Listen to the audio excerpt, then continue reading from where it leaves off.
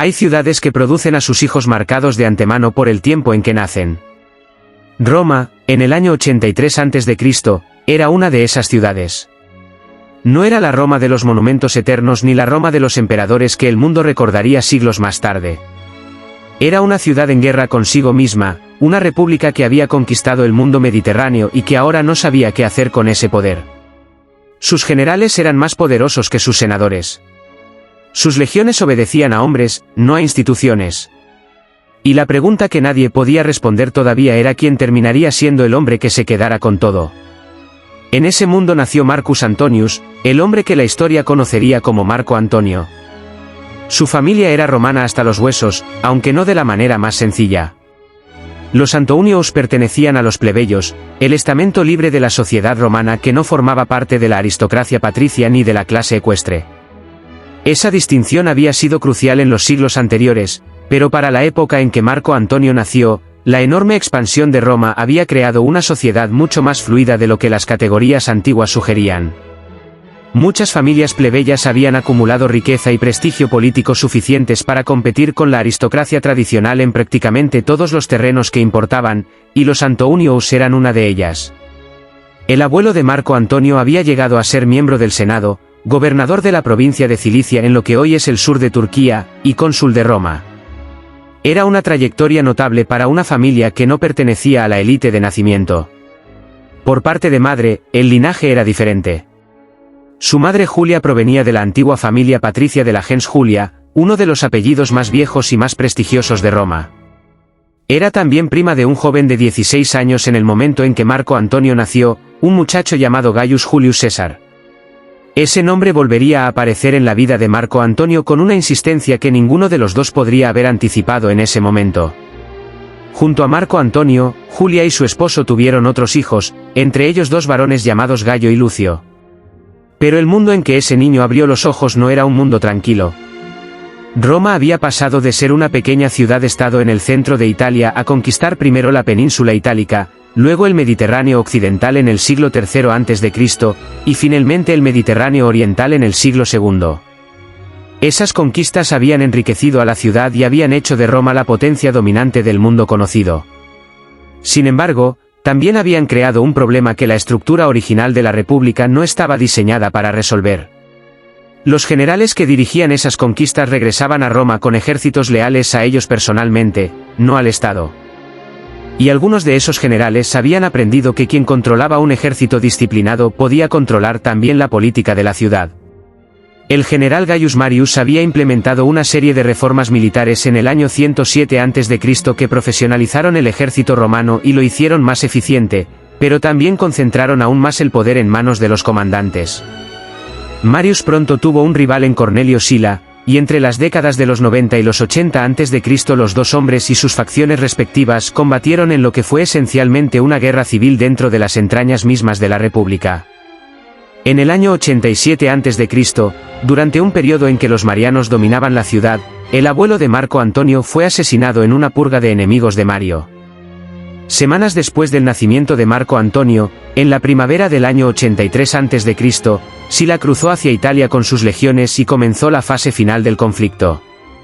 En noviembre del año 82 a.C., sus fuerzas derrotaron a los marianos en la batalla de la Puerta Colina, a las afueras de Roma. Sila se proclamó dictador, gobernó con mano de hierro y se retiró en el año 79 a.C. Murió al año siguiente.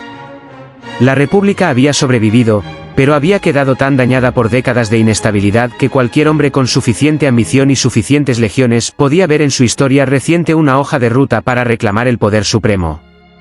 Hola. Gracias por apoyar este canal con tu like y tu suscripción. Significa mucho y me permite seguir trayendo historias como la de hoy.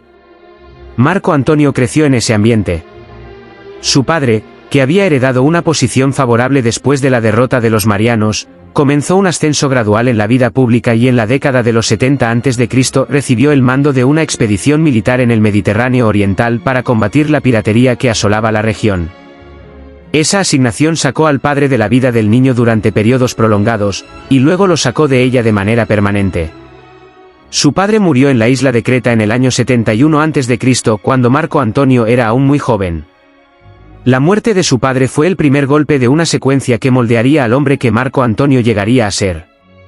Su madre Julia volvió a casarse, y aunque el matrimonio le dio a ella cierta estabilidad, el nuevo padrastro, Publio Cornelio Léntulo, era una influencia dudosa.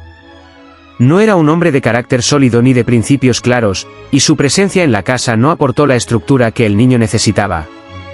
Combinada con la ausencia del padre y con la compañía de un grupo de jóvenes aristócratas romanos de comportamiento francamente irresponsable, esa situación familiar produjo en Marco Antonio un adolescente y luego un joven que encontraba en el placer inmediato una respuesta a todo lo demás. En los años 60 a.C., ya en sus 20s, Marco Antonio llevaba en Roma una vida que los observadores más serios de la época describían con preocupación. El senador Catón el Joven, una de las voces más influyentes de la aristocracia conservadora, había advertido públicamente sobre la creciente indolencia de las familias adineradas de Roma, y Marco Antonio era un ejemplo visible de exactamente eso. Bebía con exceso. Jugaba con dinero que no tenía. Se rodeaba de hombres como Gayo Escribonio Curión y Publio Clodio Pulquero, varios años mayores que él, que compartían sus aficiones y no tenían ningún interés en moderarlas. Para cuando se acercaba al final de sus 20s, había acumulado deudas considerables en toda la ciudad. La situación empeoró de manera abrupta en el año 63 a.C., cuando su padrastro Léntulo fue implicado en una conspiración para tomar el poder liderada por el político romano Lucio Sergio Catilina. La conspiración fue descubierta y aplastada por el cónsul Cicerón, quien ordenó la ejecución de los implicados sin juicio. Léntulo fue ejecutado. El apellido familiar quedó otra vez manchado, los acreedores de Marco Antonio se volvieron más insistentes, y la ciudad de Roma comenzó a sentirse menos como un lugar de oportunidades y más como una trampa que se cerraba lentamente. La solución que Marco Antonio encontró fue la que encontraban muchos jóvenes romanos en situaciones similares: desaparecer del alcance de sus problemas temporalmente. Se marchó hacia el este. Pasó un tiempo en Atenas, donde según las fuentes estudió filosofía y retórica, aunque la inclinación filosófica no parece haber sido una de sus características dominantes. Lo que sí tenía era la capacidad de reconocer una oportunidad y de situarse en el lugar correcto cuando se presentaba. Se unió a una expedición militar romana que avanzaba hacia el Levante para consolidar la presencia de Roma en las provincias orientales, que seguían siendo territorialmente nuevas y políticamente inestables después de la serie de conquistas recientes. Fue en ese contexto donde la habilidad de Marco Antonio para hacerse notar comenzó a funcionar en su favor. Se las arregló para ingresar al círculo interno de varios comandantes militares senior romanos en el este y empujó activamente por una política más agresiva hacia Egipto ptolemaico, el último gran poder independiente del Mediterráneo oriental que aún no estaba bajo el control de Roma. El reino de los Ptolomeos era heredero del imperio de Alejandro Magno y gobernaba Egipto desde Alejandría, la segunda ciudad más grande del mundo mediterráneo.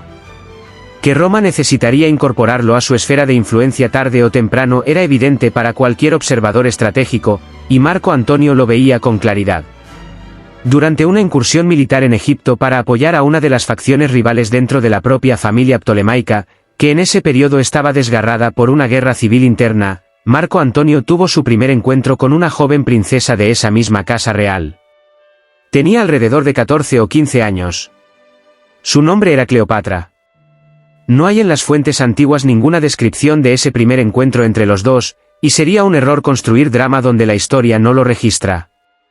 Lo que sí sabemos es que se conocieron, que 4 o 5 años después esa misma joven se convertiría en reina de Egipto, y que muchos años más tarde sus vidas quedarían entrelazadas de una manera que ninguno de los dos podría haber imaginado en ese primer cruce de caminos en el calor de Egipto. Marco Antonio regresó a Roma desde el este en el año 54 a.C., convertido en un hombre diferente del joven endeudado que había huido de la ciudad.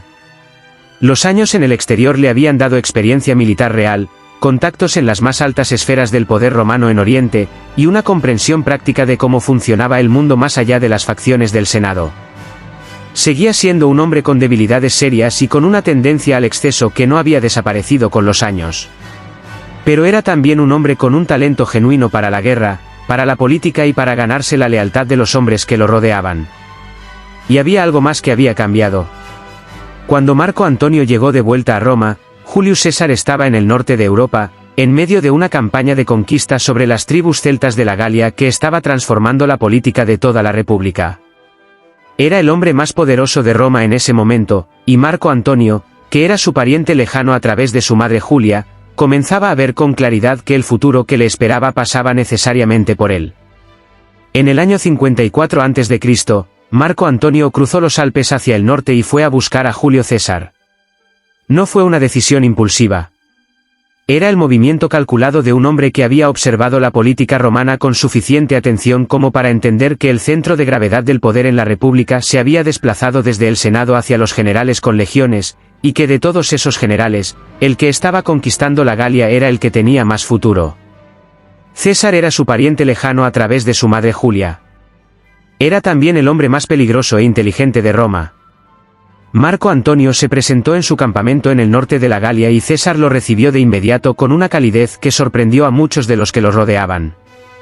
Lo que César vio en Marco Antonio fue algo que los años en el ejército habían afinado pero no creado, una capacidad natural para el liderazgo militar combinada con un don para ganarse la afección de los soldados comunes que muy pocos comandantes romanos poseían en igual medida. Marco Antonio no era el tipo de oficial que mantenía distancia con sus legionarios. Vivía como ellos vivían, comía lo que ellos comían, y tenía la clase de presencia física que los hombres que combaten a pie respetan de manera instintiva. Plutarco, que tenía un ojo agudo para capturar la personalidad de sus sujetos biográficos, lo describe en este periodo con una precisión que permite imaginarlo con claridad, una dignidad noble en su porte, una barba bien formada, una frente ancha y una nariz aguileña que sus contemporáneos comparaban con las representaciones tradicionales de Hércules. Siempre que iba a ser visto por muchos hombres, llevaba su túnica recogida hasta el muslo, una espada grande colgada al costado y un manto pesado envolviéndolo. Era una imagen construida con intención, y funcionaba. Plutarco añade que su carácter tenía dimensiones menos heroicas. Muchas personas encontraban sus bromas y su fanfarronería ofensivas. Era generoso con el dinero hasta el punto de la irresponsabilidad, distribuyendo fondos entre sus soldados con una liberalidad que compraba lealtad pero vaciaba las arcas. Y concluye que, a pesar de todo lo anterior, era un hombre poseído de defectos innumerables. Era una evaluación honesta de alguien que claramente lo admiraba a pesar de todo. César lo nombró uno de sus comandantes senior y en los 2 años siguientes Marco Antonio sirvió en la Galia bajo sus órdenes.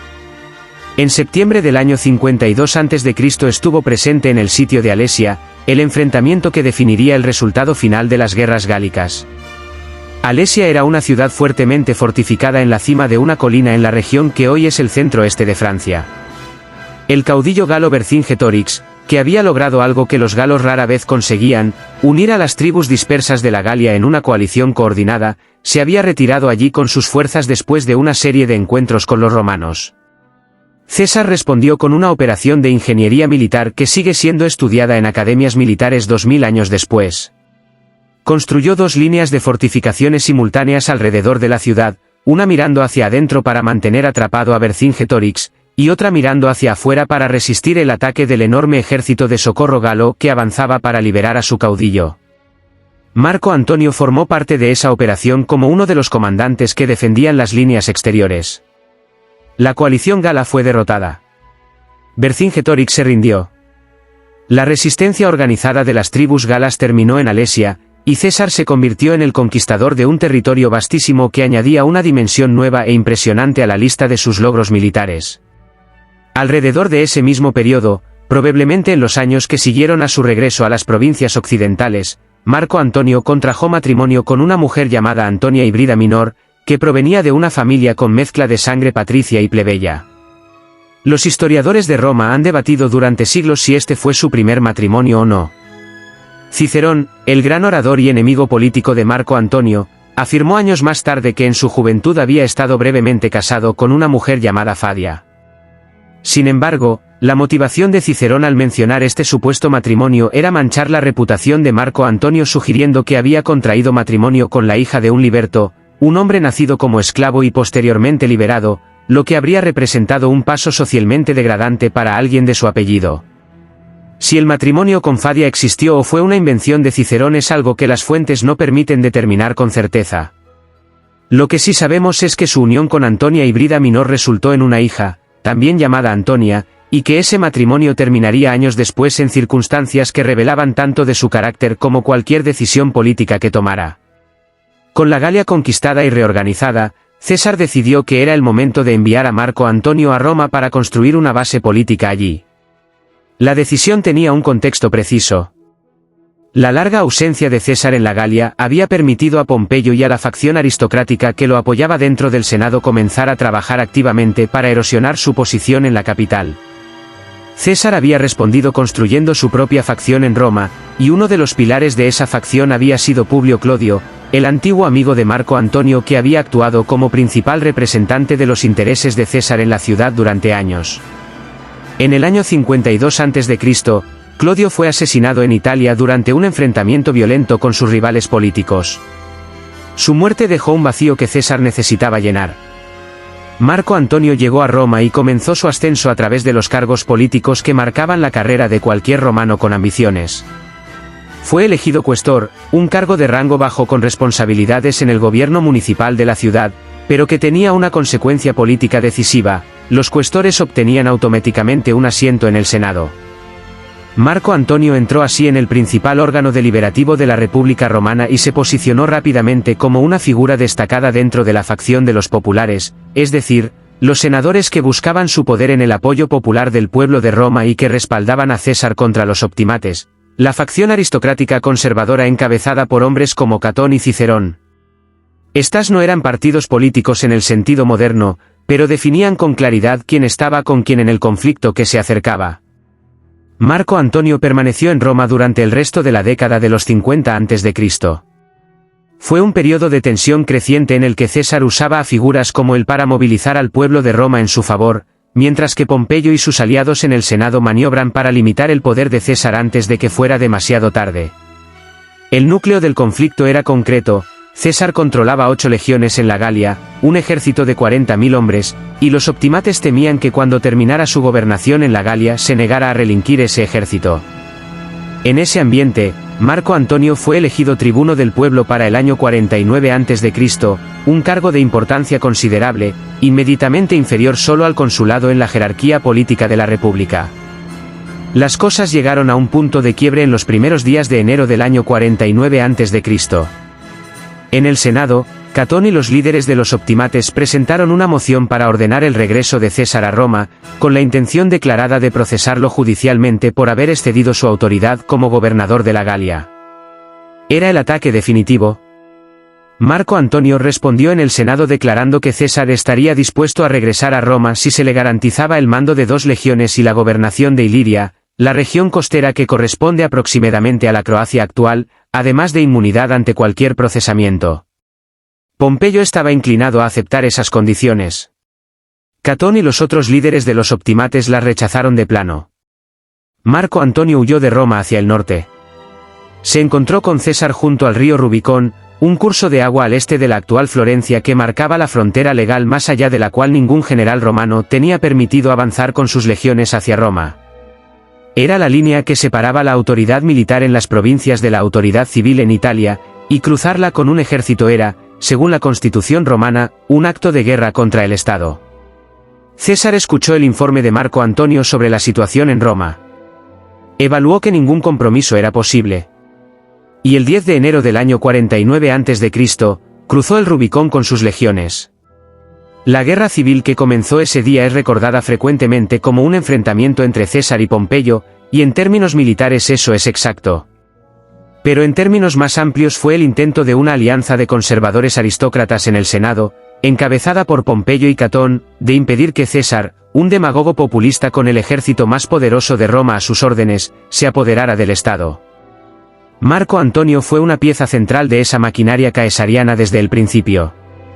El choque principal entre las dos fuerzas ocurrió en Grecia, en el año 48 a.C., después de que Pompeyo se retirara allí con sus aliados senatoriales y comenzara a preparar un ejército para una posible invasión de Italia. César lo siguió hasta Grecia y en la batalla de Farsalia, el 9 de agosto del año 48 a.C., infligió una derrota severa a los pompeyanos.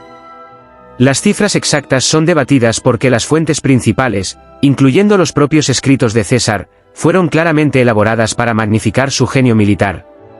Lo que no se debate es el resultado: el ejército de Pompeyo fue destruido como fuerza combatiente. Pompeyo huyó a Egipto esperando encontrar protección en la corte ptolemaica. El gobierno egipcio, calculando que asociarse con el perdedor era más peligroso que asociarse con el ganador, lo hizo asesinar al llegar. Su cabeza fue preservada y presentada a César cuando éste llegó a Egipto poco después. Según las fuentes, César lloró. Catón se refugió en el norte de África con los restos de la resistencia pompeyana y gobernó esos territorios durante 2 años más, pero en el año 46 a.C., con las fuerzas de César cerrándose a su alrededor, prefirió quitarse la vida antes que ser capturado. Leyó el Fedón de Platón la noche antes de morir. Era un hombre de convicciones absolutas hasta el final. Marco Antonio había comandado 2 de las legiones de César en Farsalia. Después de la batalla regresó a Italia junto con César, quien lo nombró Magister Equitum, maestro de la caballería, el término que en la Constitución romana designaba al adjunto oficial del dictador. Era la segunda posición más importante del Estado romano. La Constitución exigía que cualquier hombre investido con los poderes de dictador contara con el acuerdo del maestro de la caballería para tomar decisiones de importancia mayor, lo que convertía a Marco Antonio en un contrapeso institucional además de un aliado personal. Era una demostración del nivel de confianza que César depositaba en él, y también una señal de hasta dónde había llegado el hombre que una década antes huía de Roma perseguido por sus acreedores. César lo dejó a cargo del gobierno de Italia en el año 47 a.C., mientras él partía al norte de África a terminar militarmente con los últimos focos de resistencia pompeyana. Era la demostración más clara posible de esa confianza, dejar a Roma en manos de Marco Antonio mientras él estaba en campaña.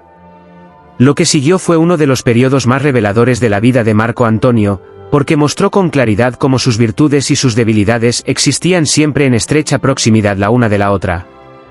Durante esos meses como gobernador de Italia, Marco Antonio descubrió que su esposa Antonia tenía una relación con el senador Publio Cornelio Dolabella, un hombre que había comenzado la guerra civil del lado de los pompeyanos y luego había cambiado de bando para apoyar a César. Cuando Marco Antonio supo de la relación, actuó con la rapidez característica de alguien que no reflexionaba mucho antes de decidir, divorció a Antonia y se casó con Fulvia, una mujer de la aristocracia romana que probablemente había sido su amante durante varios años y que era viuda de Clodio, el viejo amigo de Marco Antonio asesinado en el año 52 a.C. El matrimonio con Fulvia produciría 2 hijos más, y Fulvia resultaría ser una mujer con una personalidad política propia que excedía con mucho lo que Roma esperaba de las esposas de sus hombres públicos. La reacción de Marco Antonio ante la infidelidad de su esposa no se limitó al plano personal. Cuando Dolabella presentó ante el Senado una propuesta de legislación para aliviar las deudas acumuladas durante los años de guerra civil, Marco Antonio la bloqueó. Si lo hizo por despecho personal o por algún cálculo político más sofisticado es algo que las fuentes no permiten determinar con certeza. Lo que sí queda claro es que ese bloqueo fue solo uno de varios ejemplos de una gestión del gobierno de Italia en 47 y 46 a.C. que César consideró inadecuada cuando regresó de sus campañas en el norte de África. Encontró el clima político tenso y la ciudad mal administrada. La relación entre los 2 hombres se enfrió visiblemente durante un tiempo, una señal de que la confianza de César, aunque genuina, no era incondicional. Con el tiempo la relación se restableció. César era demasiado pragmático para descartar a un aliado del valor de Marco Antonio por desacuerdos gestionables, y Marco Antonio era demasiado leal a César para dejar que una fricción temporal dañara lo que había construido. Pero había otro elemento que comenzaba a cambiar la dinámica entre ellos. César tenía un sobrino nieto llamado Octaviano que en esos años estaba entrando en sus últimas etapas de adolescencia y mostrando unas capacidades políticas e intelectuales que llamaban la atención de quienes lo observaban de cerca. César comenzó a dedicarle una atención creciente, a formarlo, a incorporarlo progresivamente a su círculo más íntimo. Era una señal que Marco Antonio no podía ignorar. César estaba construyendo una línea de sucesión, y Octaviano estaba siendo incluido en ella. En el año 44 a.C., César nombró a Marco Antonio como uno de los 2 cónsules del año, la magistratura más alta de la República Romana. Era el punto más alto que Marco Antonio había alcanzado hasta ese momento en su carrera política, y era también, aunque nadie lo sabía todavía, el último año en que la vida tal como ambos la conocían continuaría sin interrupciones. El 15 de marzo del año 44 a.C., los idus de marzo del calendario romano, César acudió a una reunión del Senado. Un grupo de senadores que se oponía a su decisión de extender indefinidamente sus poderes de dictador lo rodeó en la sala y lo apuñaló. Más de 30 veces. Murió en el suelo de la sala donde había construido su poder, en el mismo edificio donde los hombres que habían jurado servirle habían decidido que era más peligroso vivo que muerto. El hombre que había dado a Marco Antonio su reputación militar, su posición política, su identidad como figura pública y su lugar en la historia de Roma había desaparecido en cuestión de minutos. Lo que quedaba era una ciudad llena de hombres con ambiciones propias, una república sin nadie que la gobernara con autoridad real, y un adolescente llamado Octaviano que había sido nombrado heredero de César en su testamento y que llegaría a Roma en las semanas siguientes con una frialdad y una claridad de propósito que Marco Antonio todavía no había aprendido a tomar en serio. En las horas que siguieron al asesinato de César el 15 de marzo del año 44 a.C., Roma quedó en un estado de parálisis que ninguno de los conspiradores había previsto con precisión. Los senadores que habían participado en la conspiración habían esperado que la muerte del dictador fuera recibida como una liberación, que el pueblo de Roma y los demás miembros del Senado los aclamaran como restauradores de la República. Lo que encontraron fue silencio, confusión y miedo. Las tiendas cerraron. Las calles se vaciaron. Nadie sabía qué vendría después, y esa incertidumbre era en sí misma una forma de parálisis. Marco Antonio no esperó para descubrirlo. En las primeras horas después del asesinato huyó de Roma, temiendo que la purga que había eliminado a César se extendiera hacia sus aliados más cercanos. Era una reacción comprensible en un hombre que llevaba años en el centro de la política romana y que sabía perfectamente cómo funcionaban esas espirales de violencia. Sin embargo, la purga no llegó. Los conspiradores, liderados por Marco Junio Bruto y Gayo Casio Longino, no habían organizado ninguna acción de seguimiento. Habían matado a César y luego habían esperado que la República se restaurara sola, como si el problema hubiera sido únicamente un hombre y no el sistema completo que ese hombre había construido y que seguía intacto. Marco Antonio regresó a Roma. Y cuando regresó, lo hizo con la claridad de quien ha tenido tiempo de pensar en el camino. Junto con Marco Emilio Lépido, otro de los aliados militares de César que había permanecido cerca de la ciudad con una legión a su disposición, negoció una amnistía general para todos los asociados del régimen caesariano. Era un movimiento que calmaba temporalmente la situación y que le daba a él y a sus aliados el espacio que necesitaban para actuar sin ser inmediatamente amenazados. No era generosidad. Era cálculo político de la primera calidad. En las semanas que siguieron, Marco Antonio comenzó a trabajar con una energía y una habilidad que sus detractores, incluyendo a Cicerón, no esperaban de él. Se apropió del archivo personal de César, obtuvo acceso al testamento del dictador y comenzó a interpretar y en algunos casos a fabricar documentos en nombre del hombre muerto para justificar decisiones políticas que le convenían. Organizó la lectura pública del testamento de César, en el que éste dejaba una pequeña suma de dinero a cada ciudadano de Roma y abría sus jardines al público como espacios comunes. Era un gesto calculado para despertar el afecto del pueblo hacia la memoria de César. Marco Antonio pronunció la oración fúnebre de César ante el pueblo de Roma. Plutarco y las otras fuentes antiguas describen ese momento como uno de inflamación deliberada. Su discurso convirtió el duelo en rabia, y la rabia en una multitud que salió a las calles dispuesta a hacer pagar a los asesinos del dictador. Los conspiradores abandonaron Roma con rapidez. Con los asesinos de César fuera de la ciudad y el pueblo de Roma encendido en su favor, Marco Antonio comenzó la siguiente fase de su plan. Se presentó ante el Senado exigiendo la gobernación de gran parte de la Galia, la misma base de poder militar que César había utilizado en la década de los 50 a.C. para convertirse en el hombre más poderoso de la República. Era una señal tan obvia de sus intenciones que el Senado no podía ignorarla. Colocar a Marco Antonio al mando de las legiones galas significaba darle exactamente la misma posición desde la cual César había marchado sobre Roma 15 años antes.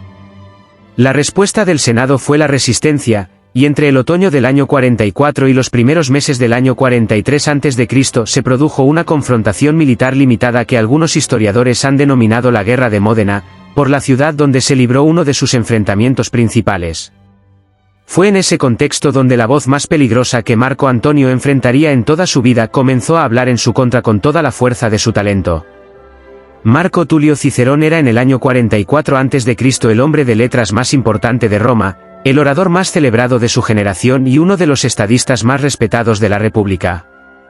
Tenía 62 años, había pasado por el exilio, había visto morir todo lo que creía que Roma debía ser, y había decidido que el asesinato de César, lejos de resolver el problema fundamental de la República, simplemente lo había trasladado a otros protagonistas. Y el protagonista que le preocupaba más en ese momento era Marco Antonio. Tomó como modelo al orador ateniense Demóstenes, quien en el siglo IV a.C. había compuesto una serie de discursos atacando la expansión del poder de Filipo II de Macedonia sobre Atenas y los estados griegos. Esos discursos se habían llamado Filípicas, y Cicerón adoptó ese mismo nombre para la serie de 14 documentos que compuso entre septiembre del año 44 y abril del año 43 a.C., atacando a Marco Antonio de manera sistemática y con toda la precisión retórica de que era capaz. Los pronunció como discursos públicos ante el Senado y en reuniones por toda Roma. En ellos condenó a Marco Antonio repetidamente, advirtió sobre la amenaza que representaba para las instituciones de la República, describió en detalle la manera en que estaba transgrediendo los códigos de conducta esperados de un magistrado romano, y finalmente llamó al Senado y al pueblo de Roma a declararle la guerra antes de que reclamara el poder absoluto.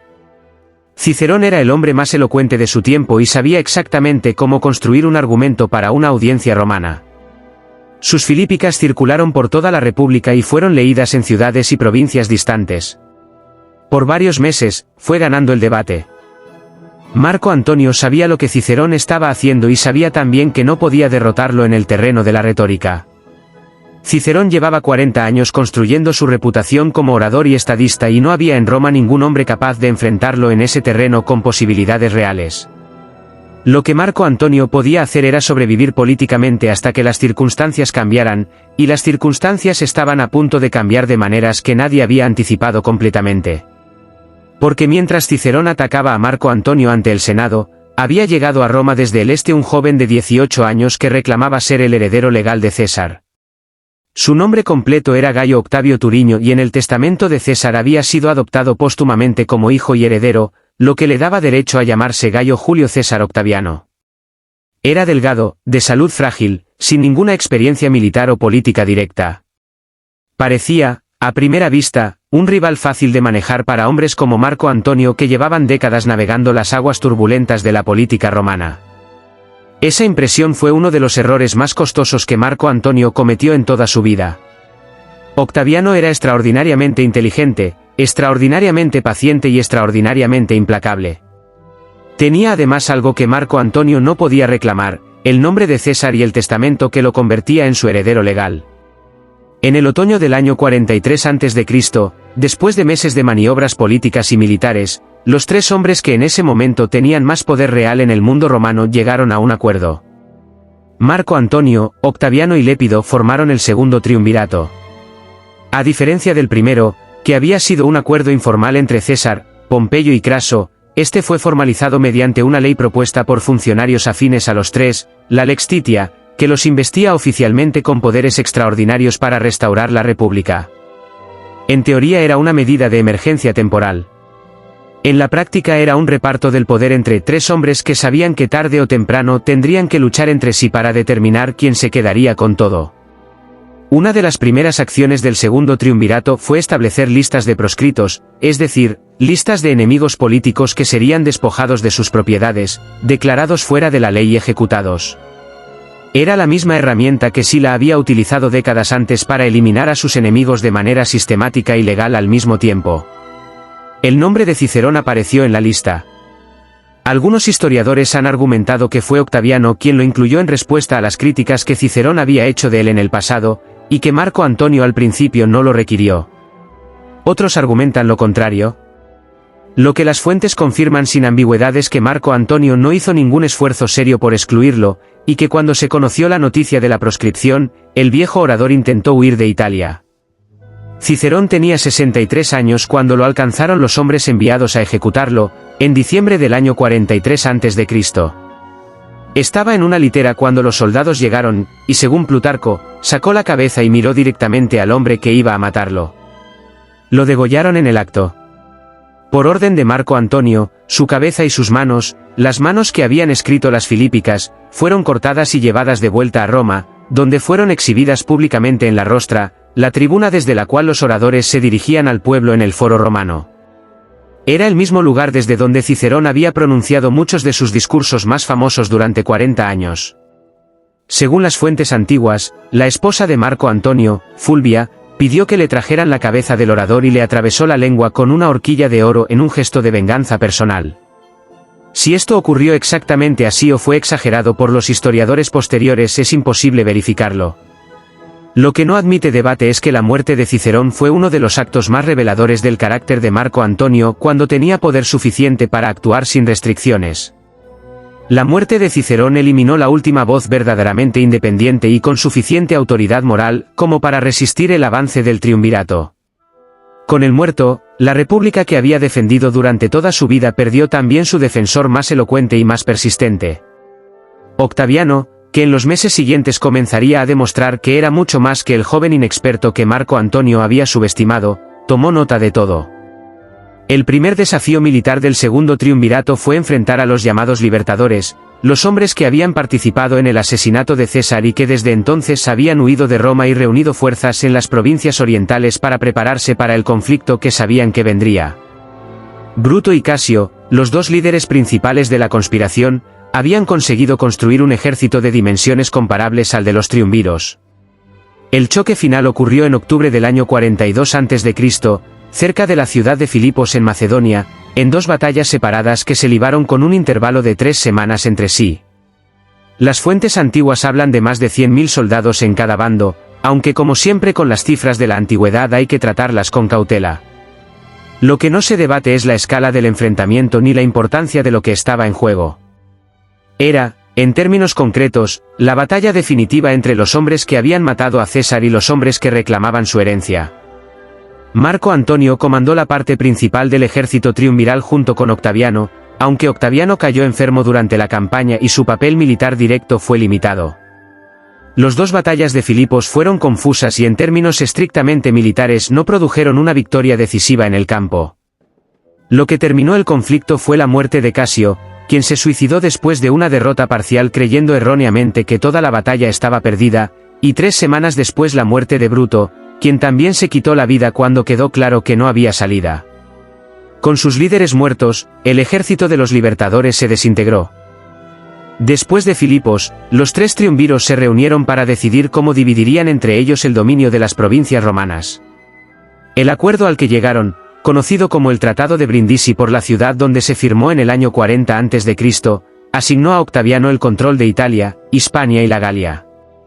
A Lépido se le asignó el norte de África, aunque su influencia real fue disminuyendo rápidamente. Marco Antonio se quedó con el este, Grecia, Anatolia, el Levante y la zona de influencia sobre Egipto. Era un reparto que ponía a Marco Antonio a cargo de las provincias más ricas del mundo romano en términos económicos y culturales. Alejandría era la segunda ciudad más grande del imperio y su capital intelectual. El este era más sofisticado, más antiguo en términos de civilización, y más productivo que el oeste en prácticamente todos los indicadores económicos que los romanos utilizaban para medir la riqueza. Pero Octaviano tenía algo que el este no podía darle a Marco Antonio: Roma. Y Roma, con el Senado, con el pueblo, con la memoria viva de César, con la capacidad de moldear la opinión pública en la ciudad que todavía se consideraba el centro del mundo, era el terreno donde el poder real se construía y se destruía. Marco Antonio se marchó hacia el este como el hombre más poderoso del mundo romano en términos de recursos y territorio. Y fue en el este, en una ciudad a orillas del río Cidno en la costa sur de Anatolia, donde una reina que había sobrevivido a todo lo que Roma le había lanzado hasta ese momento organizó su primer encuentro formal con él. En el año 41 a.C., Marco Antonio convocó a la reina de Egipto a reunirse con él en la ciudad de Tarso, en la costa sur de Anatolia, a orillas del río Cidno. La razón oficial era que Cleopatra debía dar explicaciones sobre la posición ambigua de Egipto durante la guerra civil entre los triunviros y los libertadores. Egipto había proporcionado apoyo logístico y financiero a Casio en algún momento del conflicto, y Marco Antonio, como el hombre que ahora controlaba las provincias orientales de Roma, tenía razones legítimas para exigir una aclaración. Cleopatra no llegó como alguien que tiene que dar explicaciones. Llegó en una barcaza con las velas de oro y los remos de plata. Las cubiertas estaban perfumadas con incienso. Músicos tocaban flautas y cítaras en la proa. Ella estaba recostada bajo un dosel de tela dorada, vestida como la diosa Isis, rodeada de niños vestidos como cupidos y de mujeres vestidas como las Nereidas, las ninfas del mar de la mitología griega. Plutarco, que escribió su relato siglos después basándose en fuentes más antiguas, describe cómo la multitud que había ido a ver a Marco Antonio en los muelles abandonó el lugar para acudir al río a ver llegar a la reina, dejando al general romano sentado prácticamente solo en su tribunal. Cuando Marco Antonio la invitó a cenar, ella respondió invitándolo a él. Llegó a la cena que organizó para él con una decoración y una abundancia que sobrepasó todo lo que el general romano podría haber preparado. Era un mensaje político expresado en el único lenguaje que garantizaba que sería entendido correctamente. Cleopatra sabía que no podía enfrentar a Roma en el campo de batalla. Lo que podía hacer era demostrar que Egipto tenía recursos, sofisticación y una reina con la inteligencia suficiente para negociar desde una posición de igualdad, no de subordinación. La presentación en el Cidno no fue vanidad ni seducción en el sentido superficial que la historia popular le ha atribuido durante siglos. Fue una demostración de poder. Si estás disfrutando este vídeo, apóyame con tu like y tu suscripción. De verdad ayudas a que este canal siga creciendo y a que pueda traer muchas más historias como esta. Antes de continuar con lo que siguió entre los dos, vale la pena detenerse a considerar quién era realmente Cleopatra, porque la imagen que la historia ha construido de ella como una mujer cuyo principal instrumento político era la atracción personal es una distorsión que proviene en gran medida de la propaganda que Octaviano difundió después de su muerte. La Cleopatra real era algo considerablemente más complejo y más formidable que esa imagen.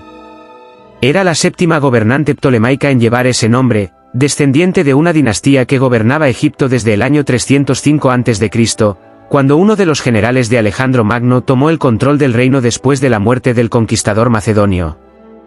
Los Ptolomeos habían gobernado Egipto durante casi 3 siglos manteniendo la ficción de ser faraones legítimos ante sus súbditos egipcios mientras conservaban su identidad griega en la corte. En ese periodo ninguno de ellos había aprendido a hablar egipcio. Cleopatra fue la primera. Hablaba 9 idiomas, incluyendo el egipcio, el etíope, el árabe, el hebreo, el arameo, el griego y el latín. Era una administradora competente que entendía la economía de su reino con una precisión que sus predecesores no habían mostrado. Y entendía con total claridad cuál era la situación geopolítica de Egipto, el último gran reino independiente del Mediterráneo oriental, demasiado rico para que Roma lo ignorara y demasiado débil militarmente para resistir una conquista directa si Roma decidía intentarla. Su estrategia de supervivencia era mantener a Roma suficientemente involucrada en Egipto como para que fuera más valioso como aliado que como provincia conquistada. Había aplicado esa estrategia con Julio César durante la guerra civil ptolemaica años antes, había tenido un hijo con él, Cesarión, y había viajado a Roma donde vivió hasta el asesinato del dictador en el año 44 a.C. Ahora la aplicaba con Marco Antonio, el hombre más poderoso del este romano. No era una estrategia basada en la ingenuidad ni en el romance. Era la política de supervivencia de una reina que entendía perfectamente bien que si fallaba, Egipto desaparecería como entidad política independiente. Su relación con Marco Antonio comenzó en Tarso en el año 41 a.C. y continuó durante el invierno que él pasó en Alejandría. Las fuentes antiguas describen ese invierno como un periodo de lujo y entretenimiento extravagante, de banquetes que duraban toda la noche y de un modo de vida que chocaba con los valores que Roma profesaba públicamente sobre la austeridad y la disciplina. Marco Antonio se dejó llevar por Alejandría con una facilidad que decía mucho sobre su carácter. Era un hombre que respondía al placer con la misma intensidad con que respondía a la guerra, y Alejandría en el siglo I a.C. era la ciudad más rica, más culta y más cosmopolita del mundo mediterráneo. Cleopatra la conocía en toda su profundidad. Marco Antonio la descubría por primera vez. Mientras todo esto ocurría en el este, en Italia la situación política había entrado en una crisis inesperada. La esposa de Marco Antonio, Fulvia, se había enfrentado abiertamente a Octaviano por una combinación de razones personales y políticas. El detonante inmediato fue la decisión de Octaviano de repudiar a su esposa Claudia, que era hija de Fulvia de su matrimonio anterior con Clodio, el viejo amigo de Marco Antonio. Fulvia respondió movilizando a los partidarios de su marido en Italia contra Octaviano, en lo que se conoció como la Guerra Perusina por la ciudad de Perusia en la región de Umbría donde su base de apoyo era más fuerte. El conflicto fue suprimido por Octaviano en los primeros meses del año 40 a.C. Fulvia fue desterrada a la ciudad de Sición en Grecia. Poco después de llegar murió inesperadamente. Las circunstancias exactas de su muerte no están completamente documentadas en las fuentes antiguas. Lo que sí está claro es que su desaparición eliminó a uno de los actores políticos más capaces del entorno de Marco Antonio, una mujer que había demostrado tener instintos políticos considerablemente más afinados que los de su marido en varios momentos críticos. Con Fulvia muerta y la relación entre Marco Antonio y Octaviano en un punto delicado, los dos hombres y sus asesores buscaron una fórmula que estabilizara la situación. El resultado fue el Tratado de Brindisi en el año 40 a.C., que formalizó el reparto del mundo romano entre ellos y que fue sellado con una medida que en Roma tenía el peso de un compromiso político serio. Marco Antonio se casó con Octavia, la hermana de Octaviano, en octubre de ese mismo año. Era un matrimonio diseñado para atar los intereses de los dos hombres más poderosos de Roma en una estructura que hiciera más costosa la guerra entre ellos. Marco Antonio trató ese matrimonio como si apenas existiera. Se instaló en Alejandría y continuó su relación con Cleopatra con una indiferencia hacia las convenciones políticas que desconcertaba incluso a sus propios aliados. Cleopatra ya había dado a luz a gemelos de Marco Antonio alrededor del tiempo del matrimonio con Octavia, un varón llamado Alejandro Helios y una niña llamada Cleopatra Selene. En el año 36 a.C. nació un tercer hijo, Ptolomeo Filadelfo. Marco Antonio tenía hijos en dos continentes con dos mujeres simultáneamente, y la que vivía más cerca de Roma y tenía el apellido más peligroso para sus intereses era la que consistentemente ignoraba. Esta pauta de comportamiento tenía una dimensión que las fuentes antiguas señalan con suficiente frecuencia como para tomarla en serio. Marco Antonio bebía. No en la manera casual y abundante que era normal en la antigüedad, donde el vino diluido era la bebida estándar durante todo el día porque el agua sin tratar con frecuencia era insalubre. Lo que las fuentes señalan de él va más allá de la norma cultural de su tiempo. Plutarco menciona específicamente su tendencia a la intoxicación frecuente. Plinio el Viejo, el enciclopedista romano del siglo I después de Cristo, registra que Marco Antonio supuestamente escribió un libro alardeando de su afición a la bebida, al que tituló De sua ebrietate, es decir, de su embriaguez. Hay múltiples descripciones de episodios de intoxicación excesiva a lo largo de sus años en las provincias orientales durante la década de los 30 a.C. Si lo que tenía era lo que hoy llamaríamos un alcoholismo de alto funcionamiento, es algo que no puede diagnosticarse con certeza desde la distancia de 2000 años. Lo que sí puede decirse con seguridad es que un hombre que tomaba decisiones de consecuencias históricas mientras su juicio podía estar con frecuencia alterado por el alcohol era un hombre con una vulnerabilidad seria en el centro de su vida. En la parte occidental del mundo romano, mientras tanto, los equilibrios del segundo triunvirato continuaban deteriorándose. Sexto Pompeyo, el hijo y heredero de Pompeyo el Grande, había construido una base de poder considerable tomando control de la isla de Sicilia y dominando las rutas marítimas entre el Mediterráneo occidental y oriental, lo que le permitía interrumpir el suministro de grano a Roma y usar esa capacidad como instrumento de presión. En los primeros años de la década de los 30 a.C. ganó victorias sobre los tres triunviros en distintos momentos. En el año 36 a.C., Octaviano lanzó finalmente una invasión exitosa de Sicilia con la ayuda de su general más capaz, Marco Vipsanio Agripa. Sexto huyó hacia el este esperando obtener una alianza con Marco Antonio, pero fue capturado y ejecutado al año siguiente. La eliminación de Sexto tuvo una consecuencia inmediata. Lépido, que había intentado aprovechar la campaña de Sicilia para reclamar más territorio, fue marginado por Octaviano y reducido a una figura simbólica sin poder real. Para el año 35 a.C., el triunvirato había dejado de existir como tal. Lo que quedaba era la confrontación directa entre dos hombres. Marco Antonio había intentado resolver esa confrontación de la única manera que la historia reciente de Roma le indicaba que funcionaba, conquistando un territorio nuevo y espectacular que eclipsara a su rival de la misma manera que las guerras de Galia habían eclipsado a Pompeyo en la generación anterior. El objetivo obvio era Partia. El imperio parto, con capital en Persia y extendido por Mesopotamia y las regiones que hoy corresponden a Irán e Irak, era el único estado en el mundo conocido que tenía un gobierno centralizado fuerte, un territorio extenso y un ejército capaz de enfrentar a Roma en campo abierto. Tenía además una carga simbólica particular para los romanos. En el año 53 a.C., Marco Licinio Craso, el tercer miembro del primer triunvirato, había sido derrotado y muerto en la batalla de Carras con la pérdida de varias legiones romanas y de los estandartes militares que las identificaban. La humillación de Carras era una herida en el orgullo romano que todavía no había sido vengada, y César había estado planeando una campaña contra los partos en el momento de su asesinato. Una gran victoria en el este podría darle a Marco Antonio lo que necesitaba. En el año 36 a.C., reunió uno de los ejércitos más grandes que Roma había enviado jamás a una campaña oriental. Las fuentes hablan de aproximadamente 100.000 hombres. Marchó hacia el este, ganó como aliado al rey Artabasdes II de Armenia, un estado independiente en el Cáucaso meridional que funcionaba como zona de amortiguamiento entre Roma y Partía, y penetró hacia el norte de Persia en la región de Atropatene, cerca del mar Caspio. Allí comenzó el sitio de la ciudad de Fraata, cerca de la actual Ganzak en el noroeste del Irán moderno. Todo salió mal. La enfermedad se extendió por el campamento romano durante el sitio. Los aliados armenios de Artabasdes II lo abandonaron en el momento más crítico de la campaña. Los partos, que habían evitado el enfrentamiento directo con sus enormes fuerzas de caballería, comenzaron a hostigar las líneas romanas con la táctica de guerrilla montada que había destruido a Craso en Carras décadas antes. Marco Antonio ordenó la retirada. El regreso a través de Armenia hacia Siria fue una pesadilla logística y humana.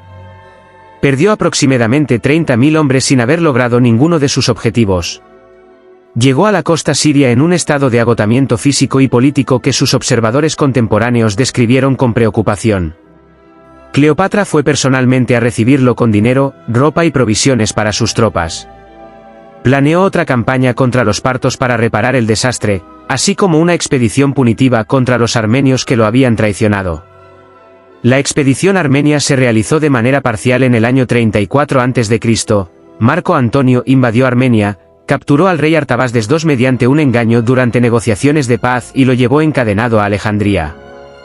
La campaña contra los partos nunca se materializó.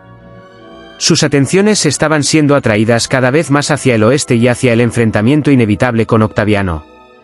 Entre sus compromisos en el este, Marco Antonio había gestionado también los asuntos de Judea, una región que llevaba décadas siendo un foco de inestabilidad política en el Levante.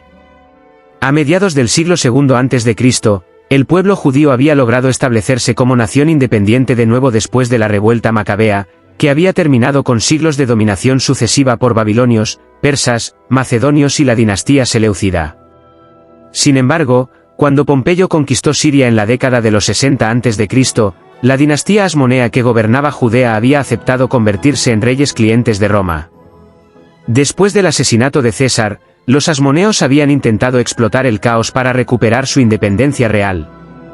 Marco Antonio ordenó a su gobernador de Cilicia y Siria, Gayo Sosio, que interviniera militarmente. Los enfrentamientos entre el año 40 y el 37 a.C. culminaron con el establecimiento de Herodes, un comandante de origen idumeo del oeste de Judea, como rey cliente de Roma en el trono de Judea. Herodes gobernaría durante 4 décadas. Aunque es una figura más conocida por otras razones en la tradición cristiana y judía, hay que señalar con claridad que fue Marco Antonio quien puso a la dinastía herodiana en el poder, con todas las consecuencias que esa decisión tendría en los siglos siguientes. En el año 34 a.C., después de su campaña en Armenia, Marco Antonio organizó en Alejandría una ceremonia que fue el punto de inflexión definitivo en su relación con Roma y con Octaviano.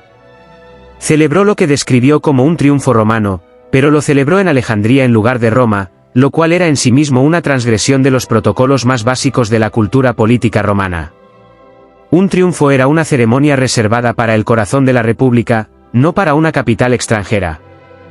Esa noche, él y Cleopatra, supuestamente vestidos como los dioses egipcios Osiris e Isis, presidieron lo que se conoce como las donaciones de Alejandría.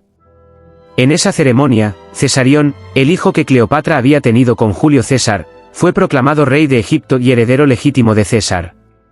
Era un golpe directo a la base de la identidad política de Octaviano, cuya posición entera descansaba sobre ser el heredero reconocido de César según su testamento.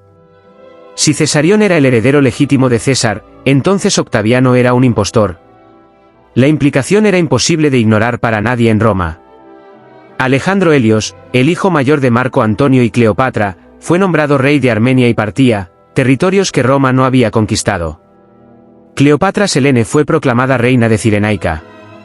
Ptolomeo Filadelfo fue hecho rey de Siria. Era la declaración explícita de que Marco Antonio tenía la intención de construir un imperio oriental con Cleopatra y sus hijos en el centro, un contrapeso al poder de Roma que desafiaba directamente el orden político del mundo romano. Octaviano recibió ese gesto como el regalo político que era. Leyó el contenido de las donaciones de Alejandría ante el Senado de Roma con la retórica de alguien que está revelando una traición en lugar de simplemente describir una ceremonia. Presentó a Marco Antonio como un romano que había abandonado a Roma, que había repudiado a su esposa romana de familia noble, que se había entregado a los lujos orientales de una reina extranjera y que planeaba trasladar la capital del imperio a Alejandría. No todo de lo que dijo era estrictamente verdad. Pero tenía suficiente base en los hechos reales como para ser creíble, y Octaviano tenía el talento para presentarlo con la precisión que hacía que la audiencia en Roma llegara a las conclusiones que él quería. En el año 32 a.C., Marco Antonio se casó formalmente con Cleopatra sin haber divorciado previamente a Octavia. Ese acto convenció a una parte importante del Senado romano que hasta ese momento había mantenido una posición neutral de que Octaviano tenía razón en lo que decía sobre su rival. La guerra se volvió no solo inevitable sino políticamente necesaria para Octaviano, quien obtuvo del Senado una declaración de guerra contra Cleopatra, no contra Marco Antonio, un detalle de relaciones públicas deliberado que presentaba el conflicto como la defensa de Roma contra una reina extranjera en lugar de una guerra civil entre dos romanos. Ambos bandos comenzaron a concentrar fuerzas de una escala que reflejaba lo que estaba en juego. Marco Antonio y Cleopatra reunieron más de 200 barcos de guerra y legiones provenientes de todo el este romano. Octaviano y Agripa movilizaron una fuerza comparable en el occidente. El punto de enfrentamiento sería el mar Mediterráneo oriental, en las aguas frente a la costa occidental de Grecia. Una década de decisiones había llevado a Marco Antonio hasta este punto. Cada compromiso descuidado, cada campaña militar mal ejecutada, cada acto de indiferencia hacia la política en Roma mientras Octaviano construía allí su base de apoyo, cada momento en que el placer o la impulsividad habían prevalecido sobre el cálculo, se acumulaban ahora en la forma de un enfrentamiento del que no había retroceso posible. El hombre que había cruzado el Rubicón junto a César 25 años antes se preparaba para la batalla que decidiría a quién pertenecía el mundo romano. En el invierno del año 32 a.C., las dos fuerzas más grandes que el mundo mediterráneo había visto concentradas en un solo teatro de operaciones desde hacía generaciones comenzaron a tomar posiciones en las costas occidentales de Grecia. Marco Antonio y Cleopatra establecieron su cuartel general en Patras y luego trasladaron su base principal a Accio, un promontorio en la entrada del Golfo de Ambracia en el noroeste de Grecia. Tenían aproximadamente 500 barcos de guerra, varios cientos de barcos de transporte y unas 100.000 tropas terrestres. Octaviano y su general Marco Vipsanio Agripa avanzaron desde el oeste con fuerzas comparables en número pero considerablemente más ágiles en su organización y su capacidad de movimiento. Agripa actuó primero y lo hizo con precisión. En los meses previos a la batalla principal tomó la isla de Leucas al sur de la posición de Marco Antonio, cortando sus líneas de suministro desde el sur. Capturó el puerto de Metona en el Peloponeso, eliminando otro punto de apoyo logístico. Estableció un bloqueo naval que limitó progresivamente la capacidad de Marco Antonio de recibir refuerzos y provisiones desde el este. Era una campaña de asfixia metódica y Agripa la ejecutó con la eficiencia que lo definiría como uno de los grandes estrategas militares de la antigüedad. En el campamento de Marco Antonio las cosas empeoraban semana a semana. La enfermedad se extendió entre las tropas durante los meses de espera en una zona costera pantanosa y con calor. La moral comenzó a deteriorarse. Varios de sus comandantes más experimentados, hombres que habían servido con él durante años, comenzaron a desertar hacia el campo de Octaviano. Quinto Delio, uno de sus oficiales de confianza, cruzó al enemigo y llevó consigo información valiosa sobre los planes de Marco Antonio. Domicio Aenobarbo, uno de sus generales más capaces, lo abandonó apenas días antes de la batalla decisiva, enfermo y consciente de que el resultado estaba comprometido. Se dice que Marco Antonio, al saber de la deserción de Aenobarbo, ordenó que le enviaran su equipaje personal y sus pertenencias sin represalia alguna. Aenobarbo murió poco después al otro lado. Si Marco Antonio sintió algo al saber de su muerte, las fuentes no lo registran. La pregunta estratégica más importante de las semanas previas al enfrentamiento fue también la más divisiva. El general Canidio Craso, el comandante de las legiones terrestres de Marco Antonio y uno de sus oficiales más experimentados, argumentó con fuerza que debían abandonar los barcos y retirarse hacia el interior de Grecia para combatir a Octaviano en tierra, donde las legiones romanas eran más fuertes y donde la experiencia de Marco Antonio como comandante terrestre podía marcar la diferencia. Era un argumento militarmente sólido. Las flotas de Octaviano y Agripa habían demostrado en los meses previos ser más ágiles y más efectivas en combate naval que los pesados barcos de Marco Antonio. Combatir en el mar era aceptar las condiciones del enemigo. Cleopatra insistió en la batalla naval. Necesitaba mantener su flota intacta porque sin esa flota el camino de regreso a Egipto quedaría cortado, y Egipto era su reino, sus hijos y su única base de poder real. Su argumento no era puramente militar sino geopolítico. Perder la flota significaba quedar a merced de Octaviano sin ningún instrumento de negociación. Marco Antonio escuchó a Cleopatra. La decisión de combatir en el mar fue la última gran decisión estratégica de su vida, y es también la más debatida por los historiadores militares de la antigüedad clásica. El 2 de septiembre del año 31 a.C., Marco Antonio sacó su flota del Golfo de Ambracia hacia el mar abierto. La batalla de Accio fue uno de los mayores enfrentamientos navales de la historia antigua. Los barcos de Marco Antonio eran más grandes y más pesados, diseñados para la guerra de abordaje en la que los marineros y soldados combatían de hombre a hombre sobre las cubiertas. Los barcos de Agripa eran más pequeños, más rápidos y más maniobrables, diseñados para rodear al enemigo, romper sus líneas y atacar desde múltiples ángulos simultáneamente. Durante las primeras horas la batalla fue un empate. Ninguno de los dos lados logró una ventaja decisiva mientras las formaciones se presionaban mutuamente en el agua del Golfo.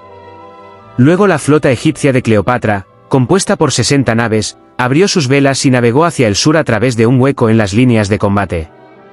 Las fuentes antiguas debaten si ese movimiento fue una huida precipitada o una retirada táctica planeada de antemano.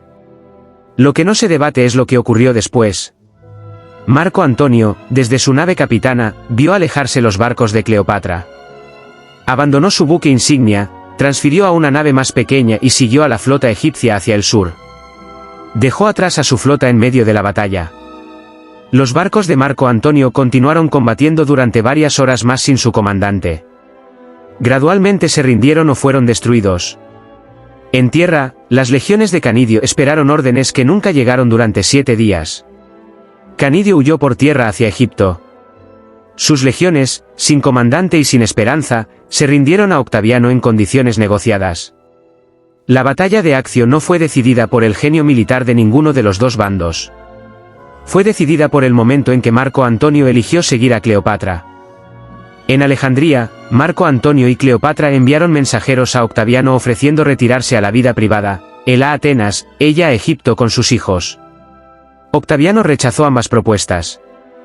Respondió a Cleopatra con mensajes privados sugiriendo que podría obtener condiciones favorables si entregaba o eliminaba a Marco Antonio. Cleopatra no respondió de la manera que Octaviano esperaba. Los meses que siguieron a Accio fueron un periodo de planes que no se materializaban y opciones que se cerraban una tras otra. Marco Antonio y Cleopatra exploraron la posibilidad de trasladar su flota al Mar Rojo y retirarse hacia la India. No fue posible. Los barcos fueron destruidos por un ataque de las fuerzas de Herodes en el Sinaí. En la primavera y el verano del año 30 a.C., Octaviano avanzó hacia Egipto desde dos direcciones simultáneamente. Las semanas finales fueron una desintegración progresiva. Marco Antonio logró una pequeña victoria de caballería inicial que le dio un último momento de confianza y que celebró con una cena aquella noche en la que, según Plutarco, brindó con sus sirvientes y les dijo que al día siguiente servirían a otro amo. Era la clase de gesto que lo definía, la franqueza brutal de alguien que ya no tiene nada que disimular. El 1 de agosto del año 30 a.C., Marco Antonio ordenó una última salida con su caballería. Sus jinetes desertaron en masa hacia el enemigo ante su vista. Su flota se rindió. Su infantería no combatió. Regresó a la ciudad sin ejército y casi sin acompañantes. Alguien le dijo entonces, quién exactamente y en qué circunstancias las fuentes no coinciden, que Cleopatra había muerto. Había huido al mausoleo que había construido para sí misma y los rumores de su muerte se habían extendido por la ciudad. Marco Antonio pidió a su sirviente personal, un hombre llamado Eros, que lo matara. Eros sacó la espada, se volvió como si fuera a cumplir la orden y se clavó él mismo la hoja antes de que su amo pudiera reaccionar. Cayó muerto a los pies de Marco Antonio. Entonces Marco Antonio tomó su propia espada y se la clavó en el vientre. La herida no fue inmediatamente mortal. Mientras estaba en el suelo llegó un mensajero de Cleopatra. Estaba viva. Se había encerrado en su monumento pero no había muerto. pidió que lo llevaran hasta ella. Sus acompañantes lo cargaron hasta la entrada del mausoleo. Las puertas estaban selladas y Cleopatra no las abría por miedo a los soldados de Octaviano. Lo izaron por una ventana alta con cuerdas, con ella y dos de sus sirvientas tirando desde arriba mientras él sangraba. Plutarco describe ese momento con una precisión que parece la de alguien que tuvo acceso a testimonios directos: Cleopatra rasgándose las vestiduras, golpeándose el pecho, llamándolo su señor, su esposo, su general, mientras lo subían por la pared del edificio. Cuando lo depositaron en el interior y ella se inclinó sobre él, le pidió vino. ¿Lo bebió? Murió poco después en sus brazos. Tenía 52 años. Cleopatra sobrevivió aproximadamente 10 días más. Octaviano la mantuvo custodiada, con la intención de llevarla viva a Roma para exhibirla en su desfile de triunfo. Ella no lo permitió. El 12 de agosto del año 30 a.C. murió en sus aposentos. La tradición más conocida dice que murió por la mordedura de un áspid, una cobra egipcia, que había sido introducida en sus habitaciones escondida en una cesta de higos. La mayoría de las fuentes antiguas sugieren que bebió veneno. Tenía 39 años. Sus dos sirvientas más cercanas murieron junto a ella. Octaviano honró su pedido de ser enterrados juntos. El lugar exacto de la tumba nunca ha sido encontrado. Alejandría ha cambiado, se ha hundido y se ha reconstruido durante 2000 años sobre sí misma, y en algún lugar bajo esa ciudad y bajo el mar que la rodea están los dos. Octaviano entró en Alejandría. La república había terminado. Y en algún lugar bajo esa ciudad, dos personas yacen enterradas juntas en una tumba que nadie ha encontrado jamás.